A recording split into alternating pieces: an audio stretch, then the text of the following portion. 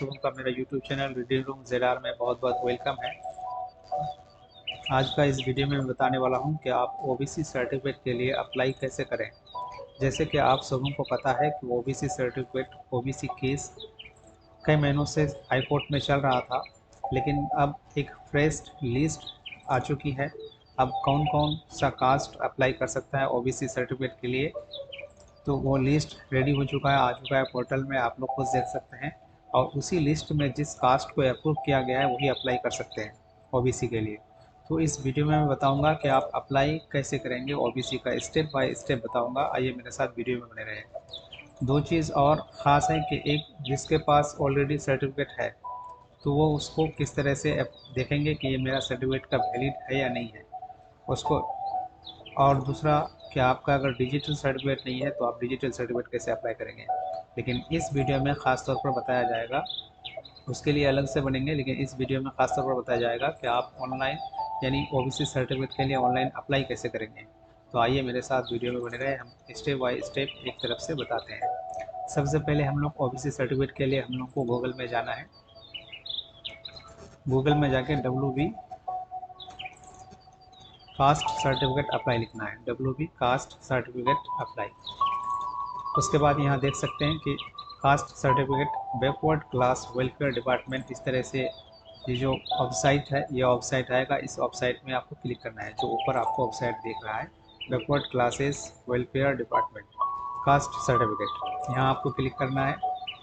Click करने के बाद इस तरह से ये जो नोटिस आई है, इस नोटिस में तीन चीज़ों को बताया गया है। एक तो आप अप्लाई कैसे करेंगे, आपका जो पोर्टल में कहाँ से जाके अप्लाई होगा। दूसरा, आपके पास अगर सर्टिफिकेट ऑलरेडी है तो उसको चेक कैसे करेंगे, या डिजिटल सर्टिफिकेट के लिए आप अप्लाई कैसे करेंगे। तो इस चीज़ों को बताया गया है। इसको यहाँ से आपको कट करना है। कट करने के बाद यहाँ आप देख सकते हैं इस तरह का जो इंटरफेस है। इस इंटरफेस में आपको सबसे पहले होम है, उसके बाद SC ST का जो अप्लाई करेंगे उसके लिए है, फिर EWS के लिए है, फिर बैकलॉग सर्टिफिकेट के लिए है, फिर OBC। यहाँ OBC जो देख रहे हैं, आप अगर OBC बनाना चाहते हैं तो OBC में आना होगा। ये जो OBC है लिखा हुआ, OBC का जब यहाँ क्लिक करेंगे तो आप यहाँ देखिए OBC के नीचे ऑप्शन आ गया है apply for OBC, edit application, application check, check certificate, check certificate revalid और रीइशूड, रीप्रिंट एप्लीकेशन या डाउनलोड सर्टिफिकेट। यहाँ जो आप न्यू अप्लाई करेंगे उसके लिए अप्लाई फॉर OBC है, और अगर आप ऑलरेडी अप्लाई कर चुके हैं तो कुछ एडिट करने का है तो आप यहाँ से एडिट कर सकते हैं। आप एप्लीकेशन चेक कर सकते हैं कि आपका एप्लीकेशन अभी तक कहाँ तक गया है, स्टेटस चेक कर सकते हैं। सर्टिफिकेट चेक कर सकते हैं कि ऑलरेडी जो आप अप्लाई कर दिए वो सर्टिफिकेट वैलिड वाला है या नहीं है। यहाँ से भी आप वो वैलिड चेक कर सकते हैं। फिर से यहाँ डाउनलोड कर सकते, यहाँ से आप जो ये जो रिवैलिड किया गया है और री इशूड किया गया है, इसका यहाँ से आप डाउनलोड कर सकते हैं, प्रिंट कर सकते हैं और यहाँ से डाउनलोड कर सकते हैं सर्टिफिकेट। तो हम लोग चलेंगे यहाँ अप्लाई फॉर OBC, क्योंकि हम न्यू अप्लाई के बारे में इस बताएंगे कि न्यू अप्लाई आप कैसे करेंगे। OBC के लिए आप न्यू एप्लीकेशन अप्लाई कैसे करेंगे ऑनलाइन। तो अप्लाई फॉर OBC में यहाँ क्लिक करना है। फिर आपका इस तरह से इंटरफेस आएगा।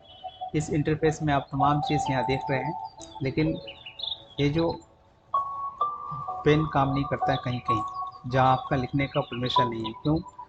सबसे पहला ऑप्शन आप देखते हैं कि do you have any digital certificate, caste certificate, यानी आपके पास कोई डिजिटल कास्ट सर्टिफिकेट है।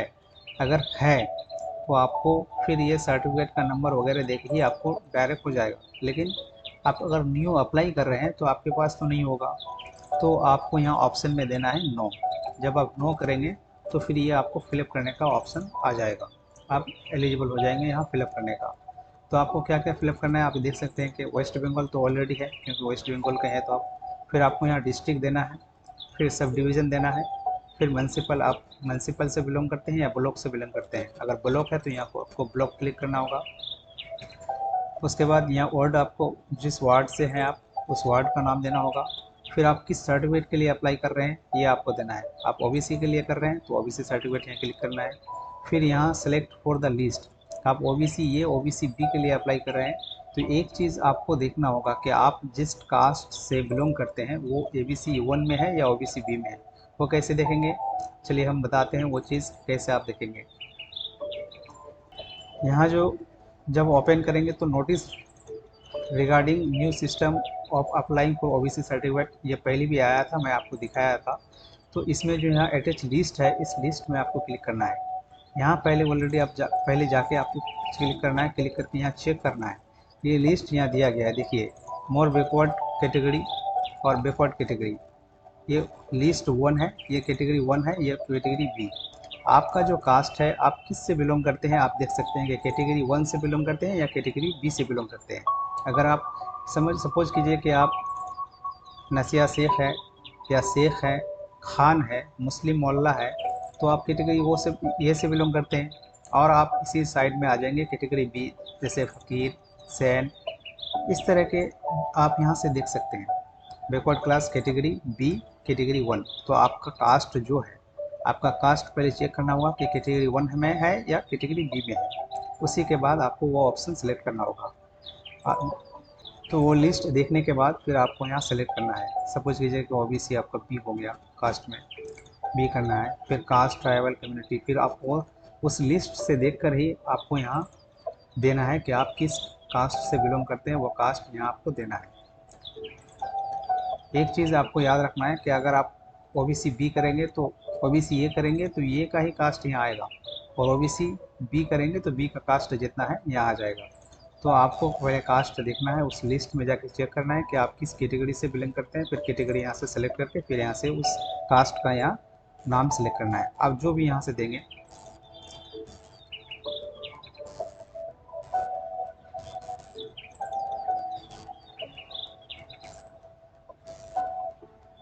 जैसे अभी मैं देखा हुआ कैटेगरी 1 में नसिया शेख है तो नसिया शेख, उसी तरह से यहाँ आप ये फिलअप करने के बाद फिर आपका यहाँ फुल नेम देना है।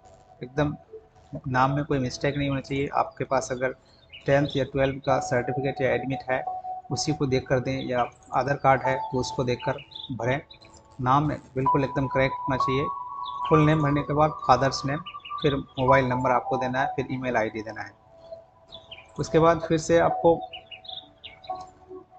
डॉक्यूमेंट रिक्वायर्ड एटलीस्ट 1, यहाँ से यहाँ जो डॉक्यूमेंट है, इस दोनों में से किसी एक को आपको, इस चारों में से किसी आपको एक को देना है। इपिक नंबर, यानी आपका जो अगर वोट का आईडी कार्ड है, वोटर आईडी कार्ड, तो उसका यहाँ नंबर दे दीजिए, यूएसबी जो भी होता है, या तो फिर आधार कार्ड है तो आधार दीजिए, अगर दोनों है तो दोनों दे दीजिए। फिर उसके बाद सेलेक्ट कैटेगरी, आप किस कैटेगरी से बिलोंग करते हैं। अगर ये आपके पास अगर बीपीएल है, ये सब बीपीएल एपीएल का कैटेगरी है, यहाँ से आप वो देख के, अगर राशन कार्ड है तो राशन कार्ड में देख के आप यहाँ से फिलअप कर सकते हैं। उसके बाद अगर खाद्य साथी कार्ड है, उसका नंबर यहाँ दे दीजिए। तो ये सब हर चीज़ देने की ज़रूरत नहीं है, अगर आपके पास है तो आप दे सकते हैं, वरना आपको एक लगेगा, एटलीस्ट 1। उसके बाद फिर आपको यहाँ फिलअप करना है कि आपका डेट ऑफ बर्थ कितना है, प्लेस ऑफ बर्थ यानी आप कहाँ पैदा हुए थे उस जगह का नाम, फिर यानी आप जिस गांव में पैदा हुए हैं उस गांव का नाम, फिर यहाँ से आप देख सकते हैं गांव का नाम नहीं, सॉरी, यहाँ आप वो डिस्ट्रिक्ट का नाम देख सकते हैं, ये स्टेट का नाम देख सकते हैं। उसके बाद फिर आ जाएंगे डिस्ट्रिक्ट, आपका जो डिस्ट्रिक्ट है, पुलिस स्टेशन, डिस्ट्रिक्ट सबको पता होता है, पुलिस स्टेशन सबको पता है, फिर पुलिस स्टेशन फिलअप करना है, फिर अपना गाँव का नाम यहाँ फिल करना है। उसके बाद चलते हैं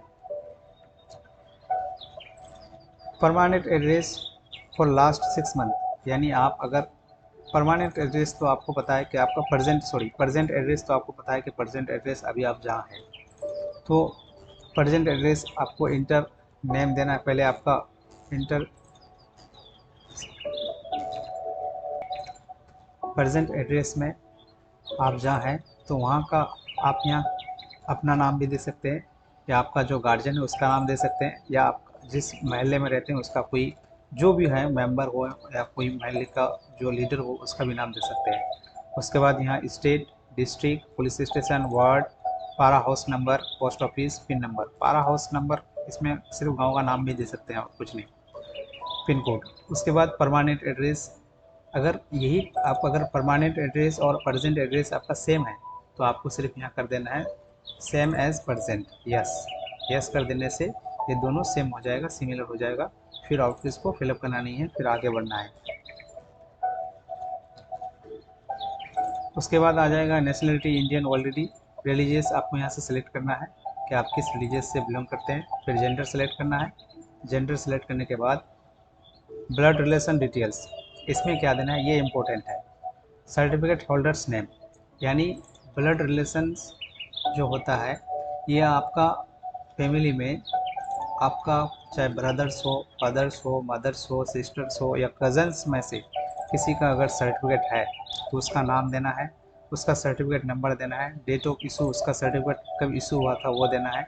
उसका सर्टिफिकेट में ये तमाम चीज़ लिखा रहता है, उसका नाम तो रहेगा ऑलरेडी, फिर उसके बाद उसका certificate number, date of birth, date of issue, वो सर्टिफिकेट कब इशू हुआ था वो नीचे लिखा रहता है, रिलेशंस विद एप्लीकेंट, और आप जिसका सर्टिफिकेट का हवाला दे रहे हैं उससे आपका क्या रिश्ता है। फिर इशूइंग अथॉरिटी, आपको कहाँ से रिलीज हुआ है, यानी वो सर्टिफिकेट कहाँ से बना है, किस सब डिवीज़न से बना है। तो ये चीज़ उस सर्टिफिकेट में पूरा लिखा रहेगा, सिर्फ रिलेशंस विद एप्लीकेंट यहाँ आपको लिखना है बस, एक्स्ट्रा चीज़ यही देना है और कुछ नहीं। तो ये चीज़ बहुत इंपॉर्टेंट है, ये चीज़ उस तरह से आपको फिलअप करना होगा। फिर details of two local reference, local reference में आपको 2 देना है, क्या, चाहे आपका गांव से, चाहे आपका ब्रदर्स का नाम दे सकते हैं, आपका कज़न्स का नाम दे सकते हैं, या कोई लीडर का नाम दे सकते हैं, कोई वार्ड मेंबर का नाम दे सकते हैं, जिसका भी देना चाहे यहाँ आप दे दे, इसमें कोई पकड़ नहीं होता है। लेकिन हो सकता है कि बाद में इससे कोई पूछताछ हो कि उससे जाके पूछे, तो ऐसा नहीं होता है, फिर भी आप उसी हिसाब से आप यहाँ दे सकते हैं, फिलअप कर सकते हैं। फिर उसके बाद यहाँ 2 देना है, नेम ऑफ द रेफरेंस 1, फिर उसका एड्रेस, फिर नेम ऑफ द रेफरेंस 2 उसका एड्रेस। तो 2 का देना है, चाहे आप मेंबर या प्रधान का दे सकते हैं या किसी का भी दे सकते हैं। वेदर द एप्लीकेंट और his family migrated from other state country, अगर आपका फैमिली कहीं से माइग्रेशन करके आया है, कहीं से दूसरी जगह से आके यहाँ बसा है, तो वो चीज़ आपको फिलअप करना होगा। अगर नहीं है तो यहाँ आप सिर्फ नो आपको क्लिक करना होगा। फिर आप सेव एंड कंटिन्यू में जाएंगे, यहाँ जब आप सेव एंड कंटिन्यू करेंगे फिर इस तरह से इंटरफेस आएगा। यहाँ आप देख सकते हैं पेरेंट सर्विस डिटेल्स, इसमें कुछ नहीं देना है आपको, 2 ही चीज़ है, 2 चीज़ में आपको यहाँ सेलेक्ट करना है कि आपका जो फादर्स है वो क्या करते हैं, टाइप ऑफ ऑर्गेनाइजेशन। तो यहाँ से आपको आपका पेरेंट अगर कोई सर्विस कर रहे हैं तो वो देना है, नहीं तो यहाँ लास्ट में ऑप्शन नॉन का आएगा, नन देना है। फिर उसी तरह से मदर्स का देगा कि सर्विस डिटेल्स ऑफ मदर्स, अगर आपके जो मदर है अगर कहीं सर्विस कर रहे हैं, गवर्नमेंट सर्वेंट में है, तो आप सर्वेंट है तो वो आप यहाँ से आप दे सकते हैं जिस भी फील्ड में है। उसके बाद अगर नहीं है तो आपको सिर्फ यहाँ नो करना है, यहाँ नन, लास्ट में नन लिखा है ये करना है। फिर उसके बाद यहाँ से आपको कंटिन्यू करना है।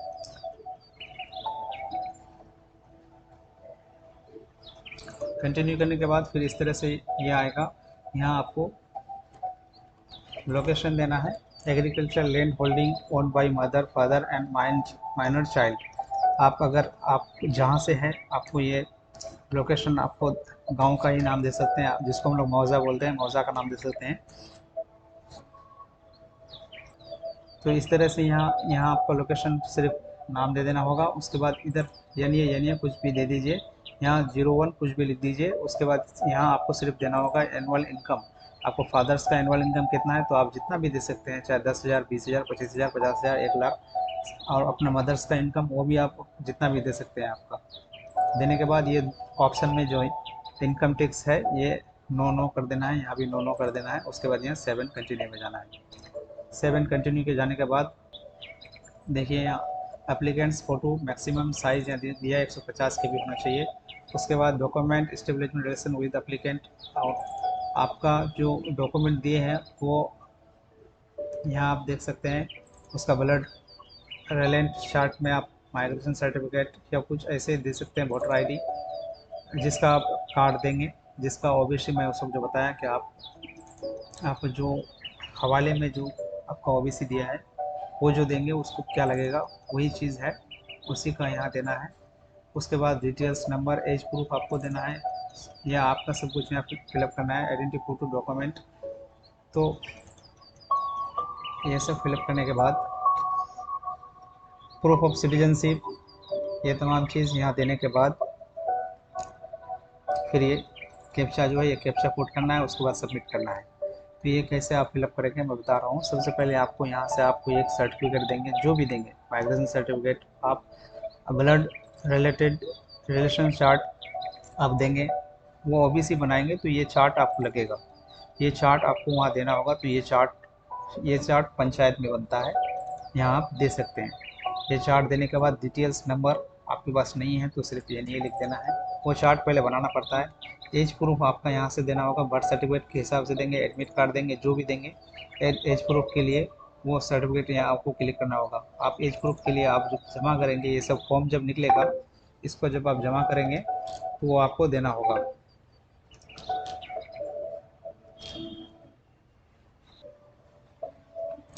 फिर यहाँ से आप जो सर्टिफिकेट सेलेक्ट करेंगे उसका यहाँ आपका नंबर देना होगा। अगर आप बर्थ सर्टिफिकेट करेंगे तो बर्थ सर्टिफिकेट नंबर, आप अगर एडमिट कार्ड देंगे तो एडमिट कार्ड का यहाँ जो रोल नंबर होता है वो दे देना होगा। फिर उसी तरह से ID proof, identity, photo identity यहाँ से आपको देना है। आप पेन कार्ड देंगे, एडमिट कार्ड देंगे या आधार कार्ड देंगे, वोटर आईडी देंगे, जो देना है आपको यहाँ से वो देना है। उस वक्त अगर आप फिलअप करते वक्त स्टेप 2 में अगर आप वोटर या आधार कार्ड दिए हैं तो आधार कार्ड भी दे सकते हैं, आधार कार्ड देंगे या आधार कार्ड आपका, आधार कार्ड देने के बाद यहाँ आपको सिर्फ नंबर पुट करना है। प्रूफ ऑफ सिटीजन, यहाँ वही राशन कार्ड, पैन कार्ड, वही आधार कार्ड, कास्ट सर्टिफिकेट जो भी है वही कुछ देकर उसका नंबर यहाँ पुट कर देना है। उसके बाद proof of residential West Bengal, आपको यहाँ रेसिडेंशियल में से आप एक सर्टिफिकेट देना है, देख सकते हैं आप यहाँ। फिर वही सर्टिफिकेट आप यहाँ भी आप दे सकते हैं, birth certificate, caste certificate, voter ID card, Aadhaar card, जो भी हो उसका नंबर यहाँ दे देना है। सर्टिफिकेट यहाँ सेलेक्ट करके यहाँ से आप सर्टिफिकेट सेलेक्ट करना है, जैसे आधार कार्ड सेलेक्ट किया उसके बाद आधार नंबर यहाँ दे दीजिए। प्रूफ फॉर लोकल रेजिडेंट, फिर वही चीज़ आपको यहाँ भी देना है, बाकी दूसरा कुछ नहीं है, वही सब चीज़ सिर्फ पुट करना है। इन्फॉर्मेशन अबाउट वोटर कार्ड, अगर वोटर कार्ड है आपको तो यहाँ आपको देना है कि आपका वोटर कार्ड नहीं है तो फादर का दीजिए, मदर का दीजिए, फिर वोटर आईडी नंबर दीजिए, असेंबली नेम दीजिए, हाँ कि आप किससे हैं, पार्ट नंबर, सीरियल नंबर, ये सब अगर नहीं है तो इसमें ना करके भी छोड़ सकते हैं। उसके बाद ये कैप्चा डालने के बाद आपको ये जो कैप्चा है, ये कैप्चा है, यहाँ एक कैप्चा आपको यहाँ पुट करना है, जैसे 94UZG है, यहाँ पुट करना है। उसके बाद आपको यहाँ सबमिट करना है। सबमिट करते ही फिर आपका इंटरफेस फिर इस तरह से आएगा, your application has been submitted successfully. Application number ये आपका है, ये एप्लीकेशन नंबर है, इसको नोट करके रखना है आपको। यहाँ लिख भी दिया है, please note down the application number for further reference. Click here for fill up application form, click here for application of service details, view acknowledgement, यहाँ से आप तीनों चीज़ को ले सकते हैं। क्लिक हियर, यहाँ से क्लिक करने के बाद आपका एप्लीकेशन जो फॉर्म है वो आ जाएगा। यहाँ आप क्लिक करने के बाद सर्विस डिटेल्स आ जाएगा, और यहाँ अगर आप ये करेंगे तो ये तीनों आपको डाउनलोड करना है। ये तीनों अगर नहीं करेंगे फिर भी आपको ये जो व्यू एक्नॉलेजमेंट जो है इसको डाउनलोड करना होगा एनी हाउ। इसको यहाँ क्लिक करेंगे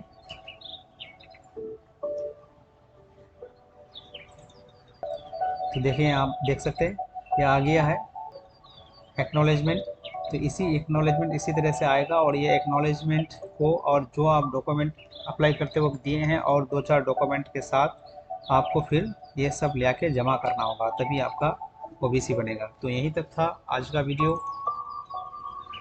अगर अच्छा लगे तो ज़रूर लाइक करें वीडियो को, और चैनल को ज़रूर सब्सक्राइब करें इस तरह के वीडियो पाने के लिए। इस तरह के इम्पोर्टेंट वीडियो पाने के लिए चैनल को ज़रूर सब्सक्राइब करें, सपोर्ट करें, और फिर मिलते हैं नेक्स्ट वीडियो में।